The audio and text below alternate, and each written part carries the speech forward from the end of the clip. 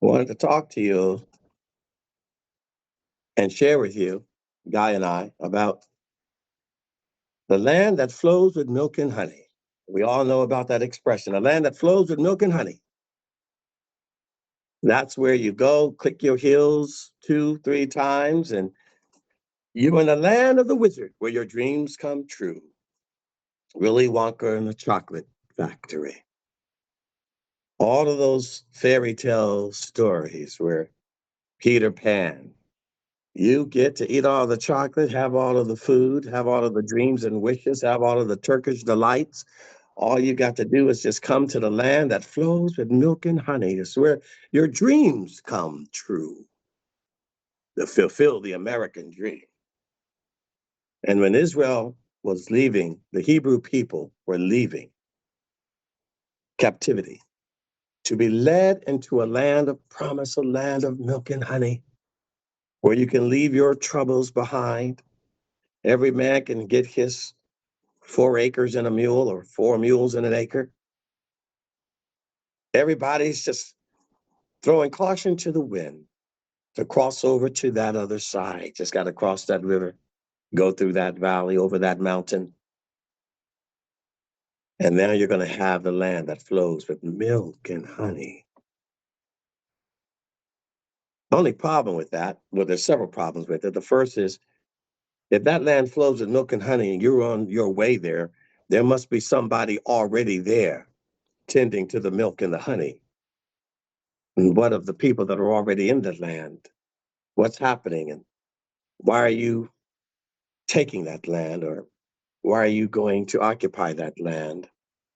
Why are you going to take the promise of something that's there? Or is that land big enough and it's got plenty of room in my father's house?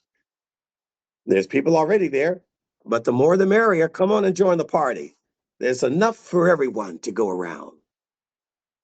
And we see in the great conquests of the expansionist colonies, remember, America was the original 13, but it began to expand across land that was already belonging to some degree the imperial rights that America bought from the French and from the Spaniards, where they didn't own the land, but they had the right to get the land. So you're buying the right, the license to take on, and then you can take on. It's like when people buy the debt. It's not the debt, but the second tier debtors buy your debt from somebody that you owe it to. Now you have it. And you can do whatever you can to go and fight with that person who really owes that money to somebody else. But they're selling that right, that license to you. That's how America expanded. And they came across, and why? Because they wanted more land. They needed more land, and they needed a promise. They wanted to expand. They were looking for something that will offer more opportunity, more wealth, more health, more prosperity. And we get the land that flows with milk and honey that's often described as the United States of America. But before we get to that, we got to talk about the original land that flows with milk and honey, right, Guy? Yeah, that statement was given by the Creator about a specific stretch of land that he promised to give to a certain group of people whom he chose to be stewards of his land. It's his land. It's not the land of Israel and it's not the land of Canaan. It's God's land, all of it. And he said to Abraham, I'm going to give your descendants the entire land from the river to the river, the Euphrates to the Nile. But not yet. And I'm going to give it to you gradually. You're going to start small, and over time you're going to increase, and I will bless you, and I will give you the whole milk and honey you can have. Now, as we know the story, Israelites, like Stephen said, they came out of captivity in Egypt. They had to walk through the desert, through the waters, through the wars, through all kinds of troubles and tribulations in order to cross and be in that promised land. It didn't come easy, but it came possible because of a promise. And interestingly enough, it seems that every time the Creator makes a promise, there's always an anti-promise given by the adversarial, those whom the Christians call the devil, the counterfeit. The Lord has his people, the counterfeit has his people. The Lord has his promised land, the adversary has his counterfeit of the promised land. And it's amazing when you really conduct and you lay out the comparison between the two, the original and the counterfeit, like Stephen said, the United States of America. It's not Israel, but they sure like to pretend that they are. You know, Israel was started by the 12, really 13 tribes, Menashe and Ephraim, the sons of Joseph, counting as 2 tribes. The Americas started by 13 colonies. The Israelites had to cross a river, a desert, and a river. First, they had to cross the Dead Sea. They spent 40 years in the desert, and then what? They crossed the Jordan River into the Promised Land. Well, what did the British do? Did they not cross a river? More like an ocean. They had to cross an ocean, go through a time of tribulation. For them it was a water desert, really. What is the ocean but a desert? There's nothing around but water, and you're on a little tiny boat.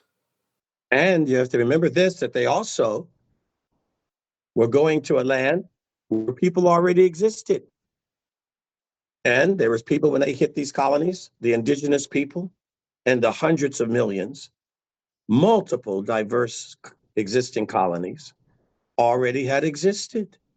They had to deal with the people that were already on the land, just as Israel dealt with the people that were already on that land. They had a manifest destiny that they felt bequeathed to them.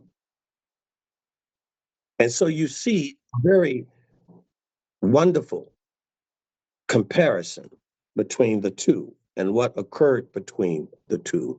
And when they got to the land, it wasn't going to be just that easy. And again, the land, we put our flags and our buildings, but this land is my land, this land is your land. That's a song we used to sing. From the uppermost mountain to the ocean body, this land was made for you and me. Now, many of you know I kind of circled around those lyrics. We haven't sung that in a long time, but everybody that's over 30 knows that song, at least over 35.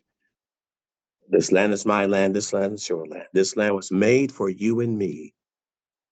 Was it? The whole earth was made for God. And he gave it to us to manage, as Guy said, to be stewards of it. And it is the Lord, not the British, not the League of Nations, not the French, not the Germans, not the English, not the Americans, who decide to partition. It is God who decides who gets what. It is God who's designated who gets what and when they get it and when they're going to be kicked out from it because you don't use it right. So then dad takes back the keys because you had 2 accidents. All right, that car, taking it back. Why? You're not using that dog. That's it. You're not taking care of the dog. We got the dog for you. You're not cleaning up behind the dog. You're not feeding the dog. You're not walking the dog. That's it. That's your responsibility. Can you take care of it? If you can't, well, we're going to take it back. You had a position. We gave you that corner office. We gave you that contract, those clients. You're not doing it well. We're giving it to Steve now. Steve is going to take your territory because you're not doing anything with it. When I started at the company, the real estate company, I was given a horrible territory, the worst territory, like the swampland that, of course, Mark Twain talked about when he first saw Israel, right? It was a swamp, a desert. Well, they gave that to me too. And I turned it into the most fertile oasis that the company had ever seen. And then they went to the most fertile part of the company's territory for their business and saw what the guys are doing with that. And they figured out, well, if he can go into the swampland and turn it into a prosperous land, let's give him the best land and see what he can do with that. And I doubled down and tripled down on that too, but not me, by the glory and the blessings of Adonai. We give God the glory. No, they were giving me the glory, but I always gave God the glory, and I would tell them to their face. So no, it is by God I was able to leap over this wall, run through this troop, get that client, get that clientele, and do that. It is the Lord that gave that to me. Yes, he's given me gifts. Yes, he's given me talents. Without God, I would be nothing, like a ship without a sail. I give God the glory. It is the Lord, not the weapon, not the chariots, not the horses, not your smart, not your degree, not your height, not your blonde hair, not your muscles. It is the Lord that we give the glory to. And so the Lord prospered me in that era for a period of several decades, prospered. And I was able to prosper other people, bless other people. Of course, they hated that. I was giving everything away. I wasn't storing it up. I wasn't hoarding it. I wasn't buying collectibles to hang on my wall or put in my safe or in a cabinet. I wasn't buying Chinese dishes and I wasn't buying Prada shoes. I wasn't wearing gold watches or putting gold teeth in my mouth. I didn't do that. I took what God has given me to be a better steward of it to other people, to give it away, to find out where the needs were and fill them, to find out where the sickness was and heal them, to find out where the ignorance was and teach them, and to go.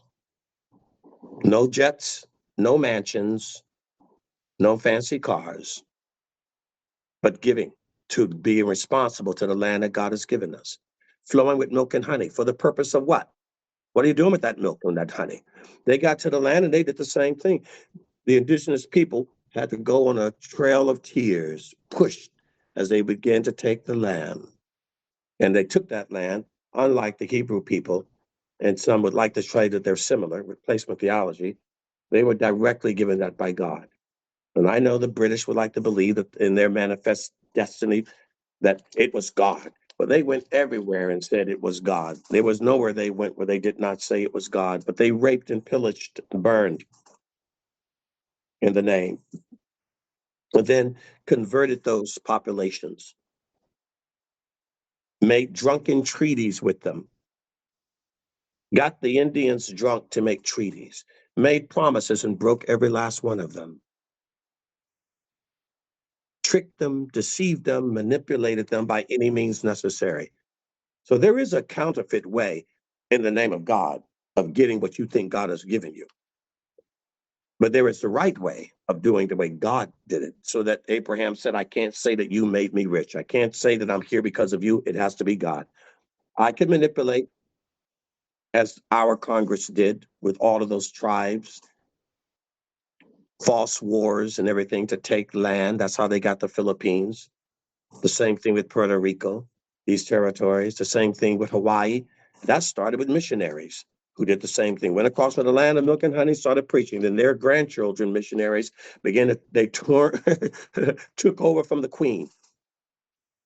The government, I think it was some Senator Dole sent, or the Governor Dole sent American ships just to remind the kingdom of Kamehameha, Hawaii, uh, we could bomb you. Let's just do this nicely. And in the name of what? Prosperity? No, mostly greed and disrespect.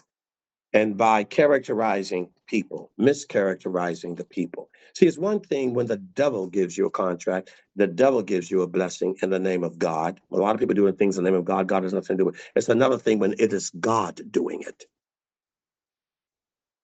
So the land of milk and honey really isn't milk and honey until it comes from the one and only. And it's by his means, not by your means, not by your dreams, but by his. See, God gave Joseph the dream.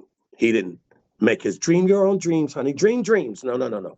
It is the Lord. If he doesn't give you the dream, you better keep digging that ditch or whatever else you're doing. The ambition of man, or the purpose and conviction of your calling, or what is the Lord calling me to do? Not what do I want to do? You can ask a blessing for what you intend to do, but wouldn't it be far more to find out what God wants you to do? Then you wouldn't have to ask for the blessing. You're automatically blessed when you're doing what he says. You're playing a game of roulette, Russian roulette, when you're trying to figure out if he's going to bless what you say. Father, what do you say? Where are you sending me? And if God is sending you, have no fear.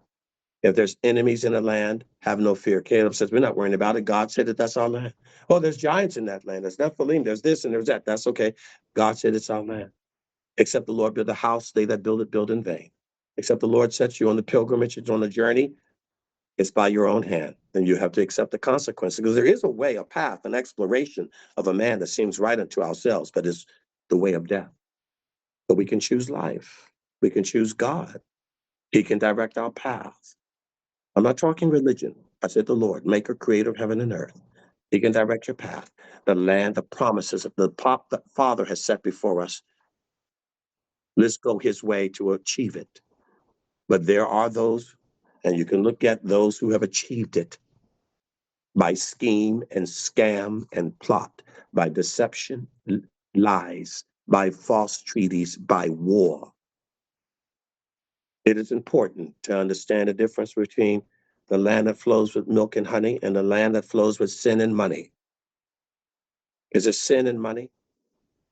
We had that in the book of Amos between the southern kingdom and the northern kingdom. Northern kingdom was flowing with sin and money. The southern kingdom was flowing with milk and honey. Then you find that people milk and honey are starting to lust for the sin and money. But rarely do the people of the kingdom of sin and money want to go back to the land of milk and honey. They come to America, they go expand across the continent for more sin and money. We call it the gold rush. The land rush and the gold rush, the two biggest rushes. Now, you know what happens when you rush anything, it crushes you. The shortcut will cut you short. The quicksand will have you quick buried under it. You don't want to take the shortcut, but we do. The quickest way to get that sin and money. And we came across the great continental divide like we came across the ocean between Plymouth Rock and Jamestown, Virginia, did the same thing. A mixture, a mixed multitude. Some looking for religious freedom, mostly the Methodist Mormons, and others looking for their little piece of plot of land so they can build their little kingdom. It was a wild, wild west, and people were not at rest. They were stirred up like a hornet's nest. Milk and money, the brothels, the drunks, the alcohol, the affairs, the mistresses, the industrialization, in the name of more, in the name of greed, and we will run over, go over, and bury anyone that's in our way. We are expanding, and you can see that in the history of the entire West, particularly. Got to get that gold fever. There's gold up in those hills, and there's madness. Men would lose their mind, and they would kill over land, each other. The land that flows with sin and money. And boy, have we flowed with sin and money, because no nation on the planet has contributed more to the global sin and greed of money than the United States of America. So everybody wants to be here, not because we love God. Religious freedom, oh, we love to hide behind that. Religious freedom, please. Well, that's why we say instead of the holy land of God, it's the unholy land of dog, which is God spelled backwards, because that's what they worship. D-O-G. Isn't that interesting? Dog and the new Department of Government Efficiency. Dogs. It is dog. It is always the dog, isn't it? It's the lust, it's the vomiting, it's the manure that we go back to. Because in our nature as humans, we are naturally greedy. We are naturally murderers. We are natural born killers, natural born liars, natural born addicts, natural born narcissists. And without God, without parents that teach us, they have to know the Lord, to teach us, to train that out of us, to temper that thing, particularly as we are growing. And the spirit of the, you're growing in your body, but that seed of sin is growing too. You all were innocent children once. You remember what it was like to be an innocent child. And that innocence began to wane the older you got. You remember, particularly when you hit puberty. You all know the process. You know what happens. Sin grows and innocence dies. And the only way to try to preserve and keep that innocence is to temper and hold at bay and beat down that seed of sin that's growing, because you're getting bigger and you can get more and you can hit Pop in the face and you can curse out your mother and you can go to a cop and shoot him and you can manipulate and maneuver around laws and regulations. You can work with the criminal element. You're big now.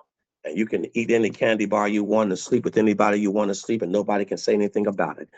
Forget the law. You can obfuscate the law anytime you want. Sometimes legally, mostly illegally. Who cares? You're an individual, and you're ready to take on the world and anybody that gets in the way. You're going for that sin and money. Not the milk and honey, which is holy. It's the sin and money and anything it can buy. And then you fashion a God that justifies your lust for sin and money, not willing to sacrifice it, because now you are an addict, not just to drugs and alcohol, but you're an addict to the sin and money. And the love of money is the root of all evil. We can lump power right into that because that's what it gives you, isn't it? Isn't it power? Most of the things that happen in the sexual sins is a result of power over another individual because it makes you feel like God. You want to be God over something, God over land, God over foreign, and set yourself up as better than anyone else.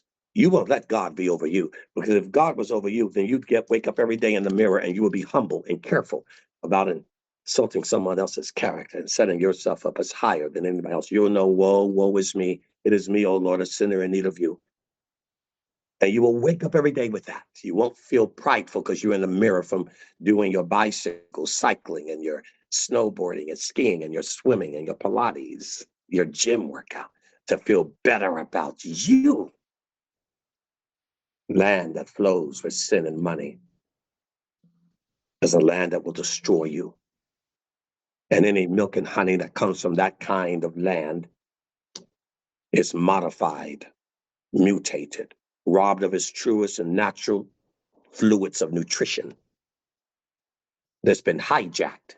The milk's been hijacked. The water's been hijacked. The honey's been hijacked. The meats have been hijacked. The wheats have been hijacked. You've been hijacked. And it's because you've forgotten. What was it that the Lord intended? Not what man has intended. What did the Lord intend? You see, we have to spiritually begin a trail of tears, a repentance of teshuvah towards the spiritual land of milk and honey within ourselves, our mind, and our heart. Because, honey, if you want to hear it right, you are surrounded now. You are surrounded by sin and money. It's everywhere you go. Everywhere I go, there is trouble. Everywhere I go, there is strife. But oh Lord, you are standing by. You see, God is standing by. And he gives us the ability. He told Israel, you're going to go into that land of milk and honey, but you're going to be surrounded by sin and money. I don't want you to marry their daughters. I don't want your daughters to marry their sons. I don't want you to dress like them. I don't want you to eat like them. The land flows with milk and honey, but it's surrounded by sin and money. I need you to be holy. Set yourselves apart. Which is why, partly the original land grant, right? You think about it. From the river to the river represents a separation. You gotta cleanse the land, and I'm gonna give it to you. So you're surrounded by water on every side. No enemy can come near you. And then, of course, you can get that false sense of pride, as Stephen said, especially with the US. Well, isn't the United States surrounded with the two biggest oceans? No enemies on any side? They got a little prideful, lost their original intent of religious freedom to worship God. Not freedom from God, the freedom to worship God. But then their God became their sin and money. Surrounded by no enemies, they got crazy, which is why civil war started happening. The greatest war in the American history. The most casualties, not against a foreign enemy, but the enemy within. Sin and money. Very true. And I was going to mention that, and you mentioned it. The enemy within. Yes, we were not surrounded by any enemies, but we didn't need to be. We were our own enemy. Aren't you your worst enemy? Nobody forces you to smoke cigarettes and drink that alcohol. pump and snort cocaine and heroin and everything else you do? Aren't you your worst enemy? Are you really going to blame mom and dad for most of the junk and stuff you've done? You're going to blame that church and that pastor? You guys do it all the time. It's just so shocking to me that you take no responsibility. But yet you go to work and you want to take responsibility because you want that promotion, you want that increase in your salary, or you'll take credit for that, but you won't take blame for the other. I always say to people, well, if you're willing to blame God for all of the wickedness in the world and, oh, how can there be a God? There's wars, there's children dying, there's blah, blah, blah. Yeah. Oh, okay. Well, I'll give you that, Mr. Atheist, agnostic. I'll give you that. Okay. Well, yeah. Well, no, I'm in agreement. What do you mean, how can there be a God? That does exist because of God. What? What? You agree? Yes, that does exist because of God. He would have to allow it. He could stop anything he wants, right? We know that. At least those who say they believe in God. The devil isn't more powerful. So the adversary, Satan, no, of course. But I see that you're recognizing everything that's negative. The glass is half full. I get it. But somebody's been adopting kids. Somebody's been feeding the hungry. Someone has sacrificed their whole check to help you. I've done it. Somebody's done that for me. What? They took the whole check and just helped me. I took all my money and just gave it to the homeless guy. Somebody's doing good. Somebody is laying down their life, hopefully not just for a dog. We should be kind to our animals, but lay down your life for a human being, would you? Somebody is feeding the homeless people, clothing the naked. Somebody is visiting the sick in the hospitals. Somebody is going to the nursing homes to sit with that old grandma that you don't sit with, and that's your own grandmother. Somebody's doing some stuff that's righteous and good. I guess there must be a God. Have you considered that other part of that equation? If there's evil, how can there be evil if there's a God? Well, how can there be good if there's not? For all the stuff that you see that's gone wrong, have you seen anything gone right? You ever seen a white man helping a black man? You ever seen a redneck helping an old black woman cross the street? I have. Yeah, I guess there's some good. You ever seen a man stop another man from raping a woman? Yes, I guess there's some good. You ever seen a man stop another man from hitting a woman in a parking lot or coming in between a domestic fight and losing his own life trying to save the woman's life? Cops do it every day. Oh, I guess there must be a God. And for all the wars that started, you want to talk about the ones that went to stop it? I guess there must be a God. You know who walked and marched with Martin Luther King and my great grandmother? You know who marched down the streets with my great grandfather and my grandfather? Some white folks. Yeah. And they got their heads bashed in and beat in and everything else, trying to defend somebody weaker than themselves, someone who needed to be treated like a human. They took that blame to stand up for someone weak. I guess there's a God. You know how many prostitutes stopped prostituting because a priest went down on the street in the worst part of the city to rescue her? How many children have been rescued from sex trafficking? There is a God. Kindness, justice, and mercy. There is a God. And just like we said in the beginning, there is a God, there is God's people, there is God's holy land, and then there's the anti, the replacement, the instead of. The instead of God, which is anything else you worship, the instead of people, which is, all the other people that like to think they are replacing Israel, and the anti-land, which really is, if you think about it, the United States of America is just a revived Roman Empire. Washington D.C. looks like Rome, and the Americans, who are they? The British and the Roman Britain are all descendants from the Roman Empire. So the Roman Empire started this whole Christian movement, which is really an antichrist religion. The Vatican, the Roman Empire, the Catholic Church, it's all a replacement of the God of Israel. So you can see how for any good thing that was created by the maker of heaven and earth, there is a counterfeit. But not all is bad. Like Stephen said, it's a mixture of good and evil, just like in that garden. The tree of knowledge, good and evil. We are just the ones that have to choose good over evil. And the mixture does not mean equal in parity or comparison. No, because good is always greater. One righteous man will equal 1,000 wicked ones. The power of light is right, and it's greater than the power of darkness. It's not a 1-to-1 ratio. To do and find a righteous man amongst 1,000, I can only find one, but not, and hardly ever a woman. But when you do find a woman like that, what a treat. What a Deborah. What a Rahab. What a Sarah. What a Esther. What a Ruth.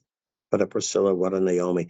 Oh, when you find one, a Miriam, when you find one, what one holy woman can do. And yet our women are nothing like they used to be. They don't even compare. They've sold themselves out. No one sold them out. Women were always strong, even in the midst of a misogynist, negative patriarchal society, particularly the Victorian one of England. But women are strong. They can sure bear a lot more pain than a man can. But when they began to be told to hate men, hate their role, and see everything about being a woman, they were like, oh, women should stop cooking. Not everybody wants to cook. Go figure that. It comes right back full circus. Stop having babies. Not every woman wants to adopt a dog, but not a baby, because they are made to nurture, to raise up children. Now, my dad can cook. There's some great cooks, and I can. It may be psychological, but it was just always something more special when it came from mama's hands than dad's hands. I love my dad was one heck of a cook, but I don't know. There's that woman's touch, they call it. And now they've been told to hate, get out of the kitchen. Stop feeding your children. There's no love. Just put on yoga pants and look like you're exercising all day. You've abandoned the greatest power of being a woman to become whores. How sad. And then to compete with men. Men aren't competing with you. Why do you feel the need to compete with a man? Let the dog be the dog and the cat be the cat. The cat's not competing with the dog's not competing with the cat. The cat doesn't wish it was a dog, the dog doesn't wish it was a cat. You have a gift from God. And the curse of sin in that gift is what makes you be the wrong kind of man and the wrong kind of woman. Nobody said masculinity is toxic. Every human is toxic when God is not at the helm of your life. A land flowing with sin and money, or a land flowing with milk and honey. You choose. Hallelujah.